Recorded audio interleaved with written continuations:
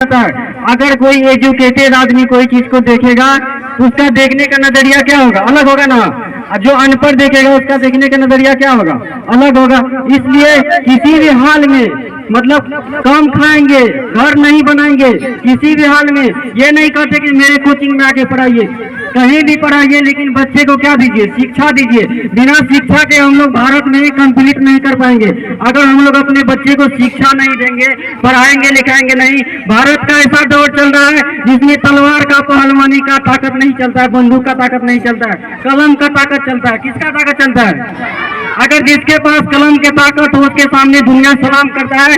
कोई तलवार लेके आ जाएगा, कोई बंदूक लेके आ जाएगा, कोई बॉडी दिखाएगा, उससे दुनिया नहीं चलता है। अभी कलम के ताकत पे दुनिया चलता है। जिसके पास पोजीशन है उसी के पास दुनिया है, उसी के पास सब कुछ है। जिसके पास नॉलेज है वही आदमी पोजीशन प्राप्त कर सकता है। पोजीशन प्राप्त करने के लिए सबसे कीमती बात जो होता है, हम लोगों को एक जिंदगी में तरीका से जिंदगी जीना चाहिए। कोई भी स्टूडेंट है, सबसे पहला पॉइंट उसको समय का वैल्यू देना चाहिए। अगर उस समय का वैल्यू नहीं देगा, सोचेगा मतलब कभी भी पढ़ लेंगे, आज नहीं तो कल पढ़ लेंगे, ऐसे करते करते सालों बीत जाता है, फिर एग्जाम बीत जाता है, इंटर बीए मैट्रिक कर लेते हैं, पता चलता है कुछ नहीं पढ़े। डिग्री तो मिल जाता है लेकिन सही नॉलेज। कोई भी आदमी को कामयाब होने के लिए सबसे पहले उसको समय का उपयोग सही से करना चाहिए। जो आदमी इतिहास गवाह, जो आदमी समय का उपयोग नहीं किया है, जिंदगी में कभी भी कामयाब नहीं हुआ। दूसरा नंबर पे उसका एम होना चाहिए, कोई टारगेट होना चाहिए। हर एक स्टूडेंट का, हर एक आदमी का, केवल स्टूडेंट को नहीं बोल रहा हूँ, सबको बोल रहा हूँ, हर एक आदमी का एक टारगेट होना चाहिए। जब मैं 2017 पूर्णिया में पढ़ रहा था, उसी समय मैं डायरी में लिख दिया था पिथौरा में जाकर के कोचिंग खोलेंगे और 200, 300, 400 बच्चा को पढ़ाएंगे और प्रोग्राम कर रहे हैं। जो टारगेट बनाए थे उसको पूरा कर रहे हैं, पूरा कर रहे हैं कि नहीं? तो कोई भी आदमी को क्या होना चाहिए, जिंदगी में उसको टारगेट होना चाहिए। बिना टारगेट का कोई आदमी कुछ बड़ा नहीं कर सकता। तो कोई भी आदमी को कुछ हासिल करने के लिए पहले सोचना पड़ता है। बहुत लोग बोलता है यार क्यों सोचता है, मतलब सोचने से क्या होता है, बोलने से क्या होता है। जब तक हम सोचेंगे नहीं, जब तक हम बोलेंगे नहीं, तब तक उसके बारे में हम कुछ काम नहीं करेंगे।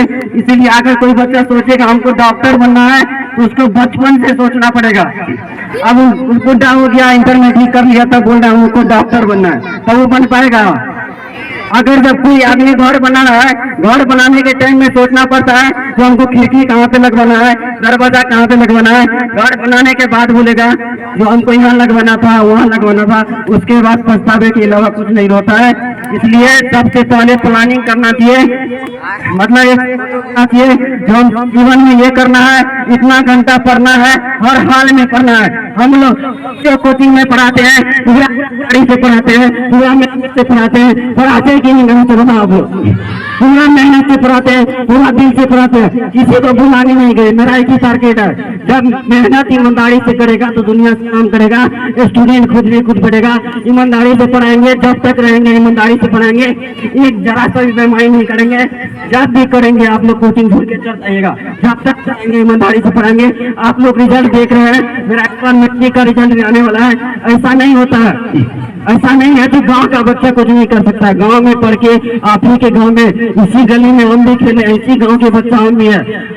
मेरा भी एक टारगेट है, हर एक गांव से लड़का लड़की, हर एक गांव से हर एक आदमी एजुकेटेड होना चाहिए, पढ़ा लिखा होना चाहिए।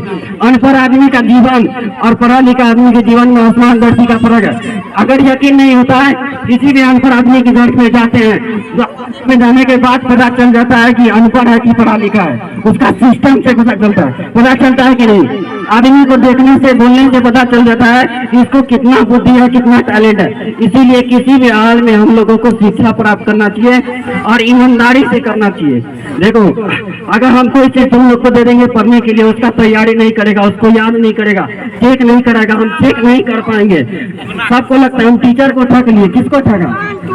टीचर को ठग लिया, अपने आप को ठग रहा। अगर तुम लोग मेहनत नहीं कर रहे हो, अगर मेरा घर बन रहा है उसमें क्या करेंगे, ईंट चुरा के रख लेंगे, बोलेंगे घर को ठग लिए। किसका घर है? मेरा घर है। अपना घर में कोई ईंट चुराता है?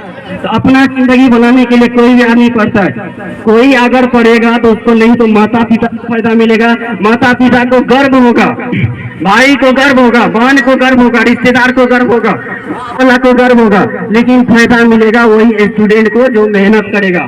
इसीलिए ईमानदारी से मेहनत करो हम आज तक भंडारी से जब शुरू किए थे कोचिंग तो 4-5 विद्यार्थी था नीचे में बैठ के पढ़ाते थे, वही कोचिंग से पढ़ा के वही पैसा से कमा के यहाँ तक आए। इंशाअल्लाह अगर जिंदगी रहा तो इससे भी बहुत आगे जाएंगे, इससे लाख गुना बड़ा प्रोग्राम करके दिखाएंगे। अगर हम जिंदा रहे तो 5 साल का मेरा टारगेट है, इससे भी बड़ा। इसके बाद मैं चौक पे कोचिंग लेके जाऊंगा, इससे भी बड़ा बड़ा सेमिनार करूंगा, इससे भी बड़ा बड़ा टीचर को बुलाऊंगा।